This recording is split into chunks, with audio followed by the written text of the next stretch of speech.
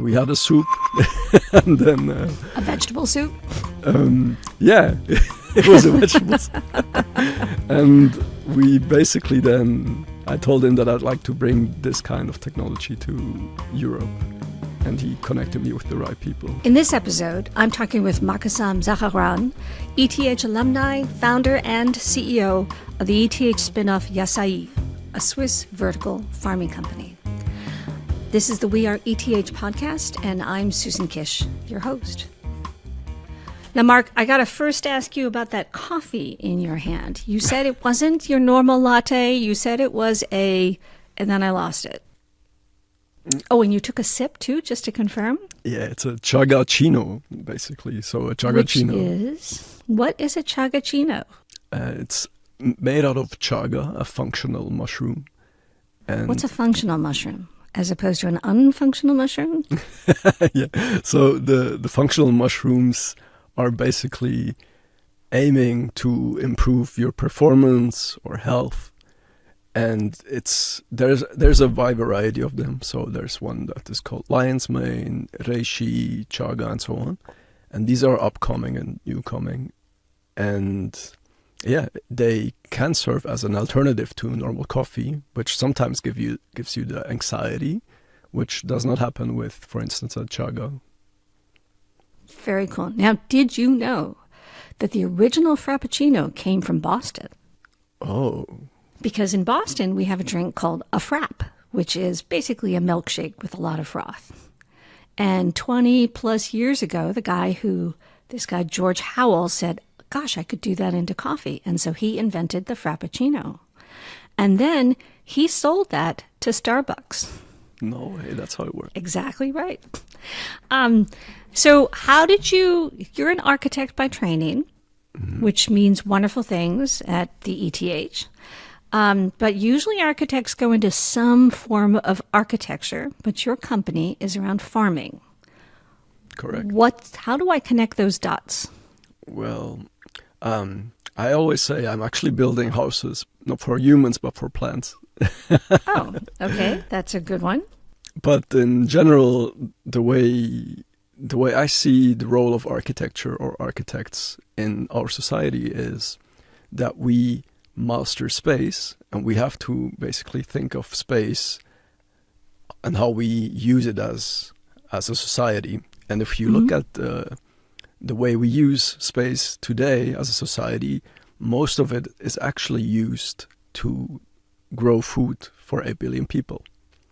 So to give you some numbers here, to feed about 8 billion people today, we require about 40% of all ice-free land, whereas most of the people where they live is in metropolitan areas, which is only 3% of the land. So there's quite a big gap between how much land we use to live in, 3%, and how much land we use to feed these 8 billion people. Very cool. I love this concept of masters of space. I also think architects are sometimes extremely good at system thinking. Perhaps that allows you to take that frame of mind and pivot the way that you have. It is something, holistic design thinking is something that is very dear to my heart.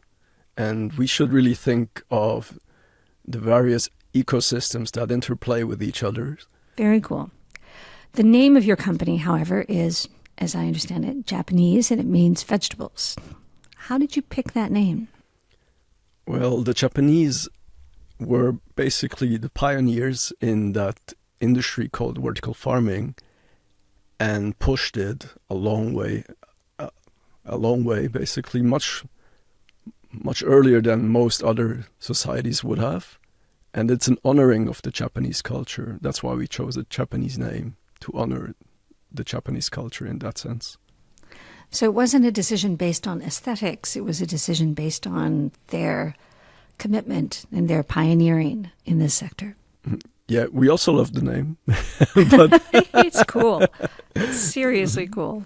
So when you go to your site, you read all these wonderful statistics about vertical farming, about 200 times more yield, 95% less fresh water, zero pesticides, shorter transport because you can do it close to source.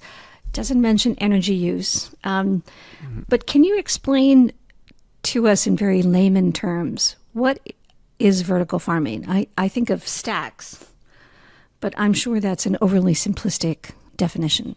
Oh, you're actually right. So that's how it works. It's basically stacked hydroponic systems, which are systems where the plants do not grow within soil, but in water. And this water can be recycled. And that's why we can be very efficient with water management and also highly efficient in terms of resources, because we can grow indoors with artificial LEDs all year round. And in Switzerland, we especially grow things that do not grow all year round and focus on import products. That's how we can be more sustainable, because we do not have to fly in these fresh products anymore. We can grow them locally. So there were other words that I read: hydroponics, aeroponics, aquaponics. Are those all the same thing, just different ways? Or is there a distinction? Yeah, kind of. So aeroponics is like a mist that is spraying to the soil, to the roots of the plants. That's especially helpful in an environment like space. So the ISS, the International Space Station, pushed this kind of technology as well to save resources and recycle everything. So because every gram of soil that you would send up to the ISS costs quite a lot of money, so they try to figure out a way how they can reduce their inputs when they want to grow something beyond Earth. And that's the aeroponics.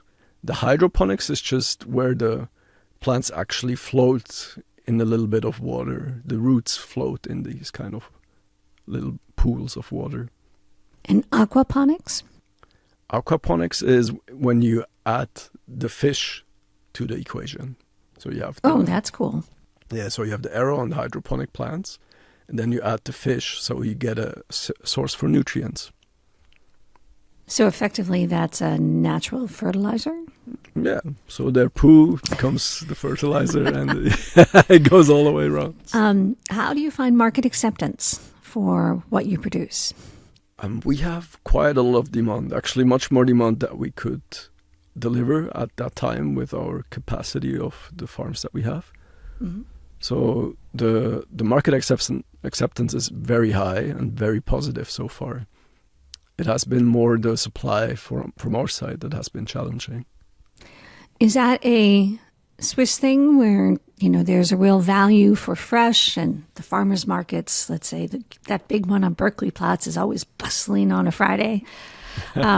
Or do you think that's not just in Switzerland? Do you anticipate similar levels of demand in other metropolitan areas? We can see there's more demand growing all over the planet, but the Swiss definitely value Swissness. That's for sure. I do remember that. They love that Swiss cross everywhere. So yes, that's true. But in other regions, it might be less a luxury, but more a necessity to switch to such systems.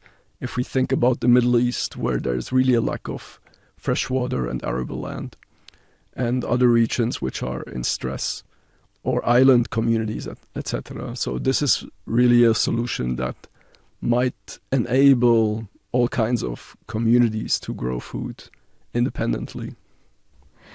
So where do you see the industry evolving? Is Singapore going to be a huge center for this? Abu Dhabi? Where do you see, or the extreme environments in the far north? Where do you see sort of the most interesting development, both in terms of market demand, but also in terms of where the technology is going? So what we observe is basically in the extremes. So the deserts, whether it's food deserts or very cold environments as well, Canada, for instance, or also the Scandinavians, or real deserts, islands, which usually have to import a lot of things. And Singapore definitely will also implement it, but they need to first solve their energy equation. So it doesn't make sense to build huge vertical farms based on fossil fuels. That would be not very ecologically sustainable, let's call it that way. So you're looking for places that provide clean, firm power as well as other aspects. So you're basically like all those technology data farms. That's what they're looking for. Yeah, we're like the data centers, server farms, but with actual plants. I never thought of it that way, but that makes total sense. How large do you think this industry can get? It's basically at the beginning still.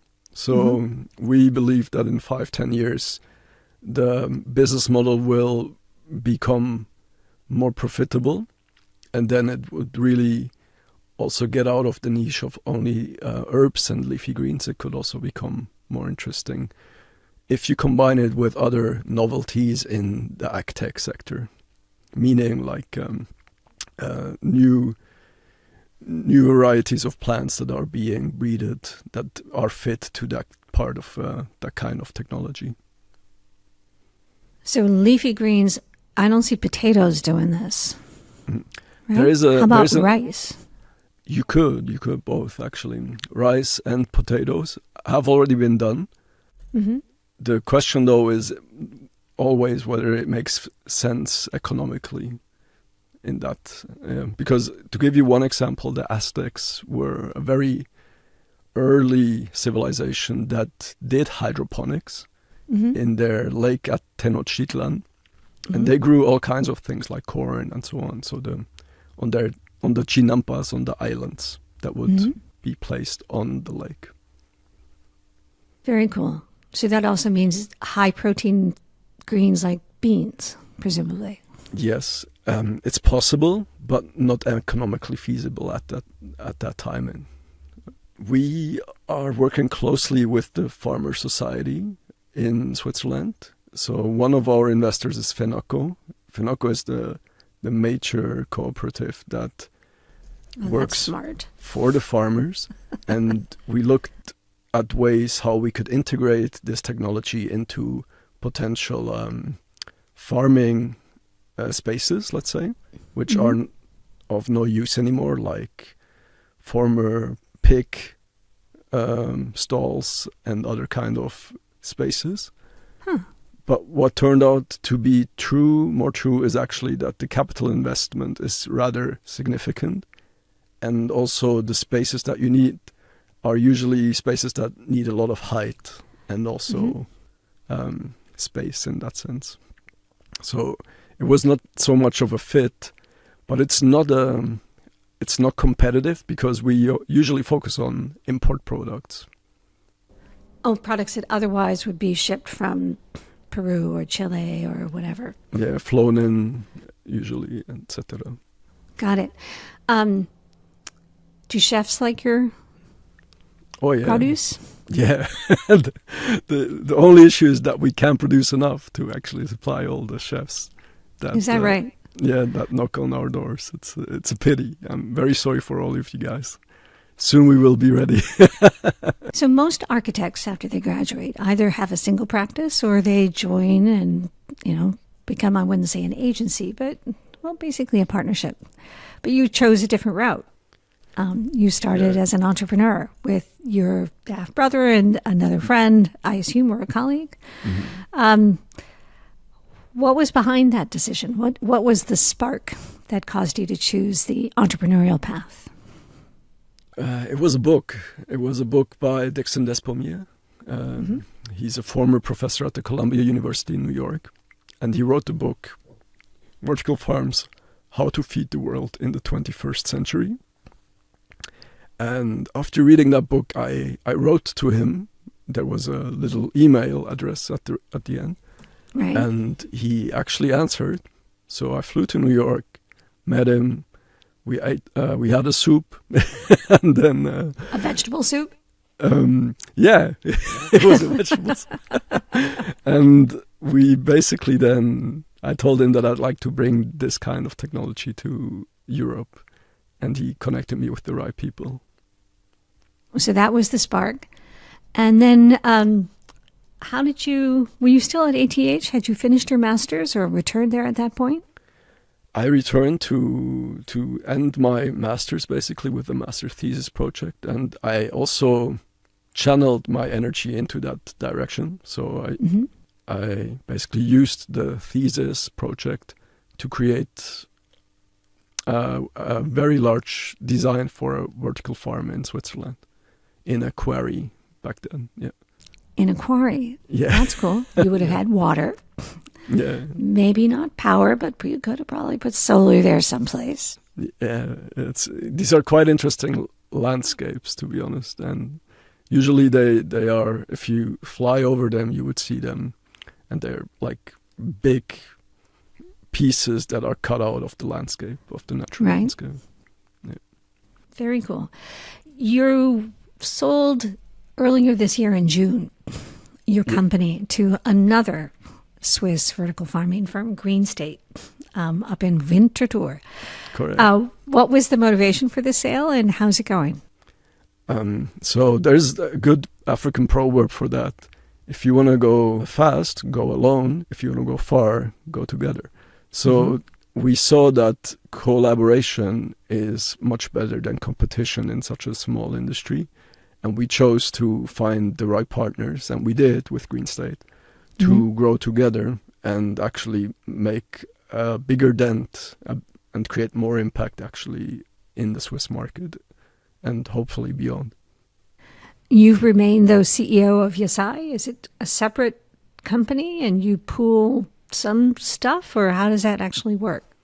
Yeah, we're a daughter company. So Yasai is more focused on operations, branding, product development of new products. And Green State is more focused on the technology part. I understand. Mexico. You mention it with great sort of affection in your voice. What tell us about your year in Mexico and your master's you did there? For me personally, it was a catalysator. It was an accelerator. Catalyst. A catalyst, thanks. And it really boosted my curiosity in many realms, basically. And I also had to face challenges and challenging perspectives. Because if you grow up in Switzerland, you're usually embedded in that beautiful golden cage. But once you get out of it, you actually experience the real world. And that experience alone was very, very positive for me, because I actually saw what is needed in the world and how could I create an impact. And I was really driven by that idea of creating an impact through that experience. What is the most important thing to you when you make decisions? Usually what I think of is, how can I spend that little time that I have and create the most useful service out of that time. So that's how I wonder how I can invest my time wisely and my resources, because everybody has its own specific resources and time. And how can you invest these to create the most impactful services for society? And in that sense, it was some kind of a shift towards from architecture, from the urban to the countryside. And here this didn't come from myself. This came from other mentors or masters in architecture like Rem Koolhaas, who did this Countryside to Future, this exhibition in the Museum of Guggenheim.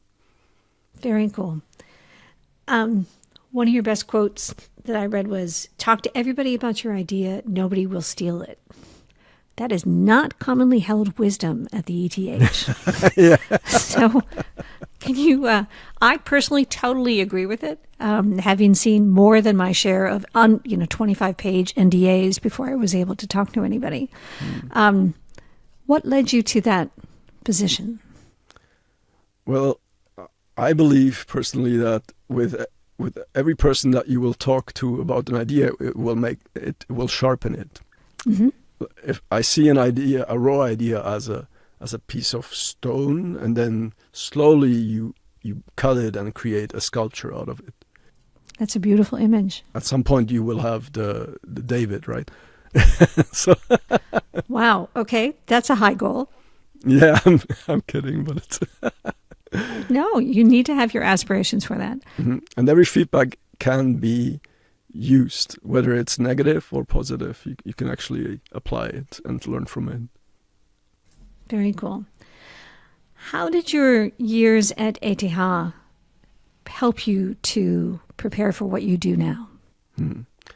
So I still use all the Adobe Adobe skills. All those little far layers, right? Yeah. And what I definitely learned at ETH is holistic design thinking, and the fact, the values of persistence and discipline, and how far they can get you actually.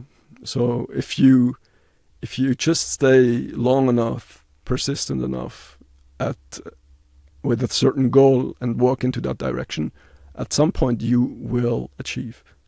But it can be a very challenging path, or it can be an easier path. You can choose your path yourself. But that's what I learned at ETH. At least. Self-determination. Yeah. Mark, you were trained as an architect, and many architects, as we talked about, pursue the practice of architecture, buildings and design with partners or by themselves. What caused you to pivot from that to a company and all that entails? So in architecture, basically, you get to work at beautiful lighthouse projects sometimes that can inspire a lot of, or countless many people all over the planet.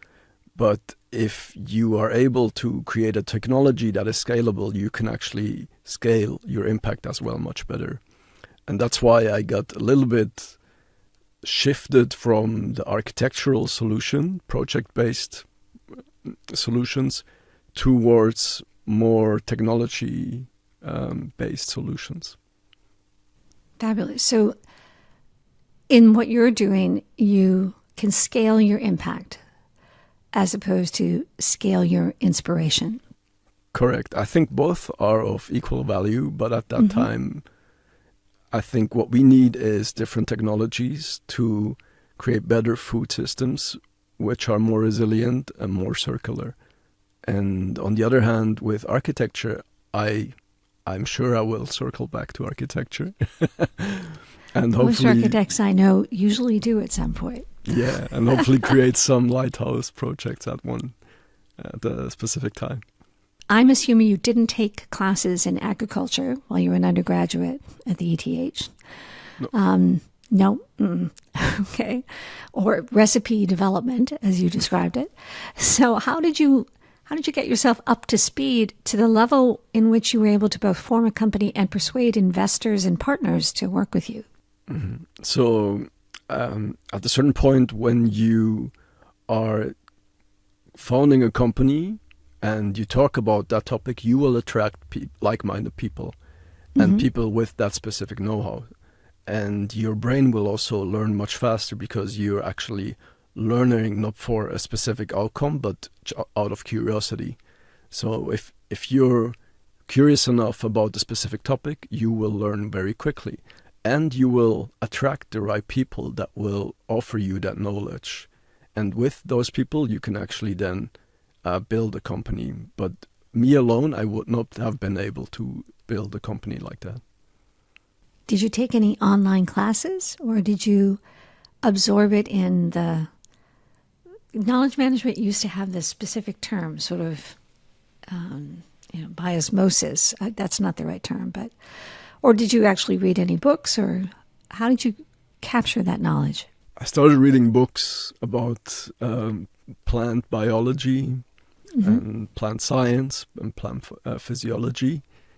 But this is really also just a little part of the entire thing, because you could also lose yourself in robotics, in vertical farming, or LEDs and technologies with that. So it's a very vast topic, which myself, where I got most attracted to was marketing. Because I think the best, if you look at out in the world, the most successful food companies are successful food brands. And if you master that one, the branding of a food product or a drink, you actually have won half the way, and then you just need to figure out how to make the rest happening. So, Mark, thank you very much. This has been a great conversation. Really appreciate you coming into the studio and talking to us today. Thank you, Susan. It was a pleasure. And I hope you have a great afternoon in Boston, or morning. Thank you. Morning. I'm just about to have that coffee. I will have coffee. No Chagaccino for you. No Chagaccino this morning. So I'm going to close with some questions. We've answered a couple of them already, but to expand on it, that we ask our guests, because we have such a really interesting diversity that we talk with. So the first one was, when you were 8 or 9 years old, what did you want to be when you grew up? Oh, an inventor. An inventor? Yeah. I never knew what to invent, but... All right. Excellent. What inspires your curiosity? What are you learning about today? The fungi kingdom. Yes. Well, I got to tell you, we know a fraction of what there is to know about fungi, so it's a big topic. Yeah, this is it. I'm very excited about what's coming for that fungi kingdom. And what books are on your bedside table or on your Kindle? What are you reading today? Currently, The Playground and Overstory, by, I can tell you right now. I don't have it on me right now. Here, by Richard Powers. This one is really great. It's a novel, eco novel. Very cool. And podcasts? Are there any podcasts you'd recommend to folks to listen to? The latest one that I really enjoyed was between Michio, Kaku and Joe Rogan. That one was amazing. And of course, also Lex Friedman. He also has some very good ones in store. Excellent. And finally, in Zurich, what is your favorite place to go? Either at the ATH or in the town itself? It depends on the season, but during the summer, the lake. Which one of the pools do you like, or swimming areas? Oh, I gravitate to all of them. I just go. Okay, I alternate between them basically, but yeah, there's very good ones. And in winter, I would say a spot that I discovered is Uetliberg, because sometimes you sit on top of the clouds, which is very beautiful. Yeah. And means it isn't gray. Yes. Wonderful. Mark, thank you so much again. Really appreciate your time, and what a great story, and best of luck with vertical farming. Thank you very much, Susan, and hopefully see you soon. I look forward to it. I'm Susan Kish, host of the We Are ETH series, telling the stories of the alumni and friends of the ETH Zurich, the Swiss Federal Institute of Technology. ETH regularly ranks amongst the top research institutions and universities in the world with cutting-edge research, science, and people. The people who are there, the people who were there, and the people who will be there. Please subscribe to this podcast on whatever platform you listen, and give us a good rating on Spotify, Apple, or YouTube. I'd like to thank our producers at LE Media and at the ETH Alumni, and thank you, our listeners, for joining us.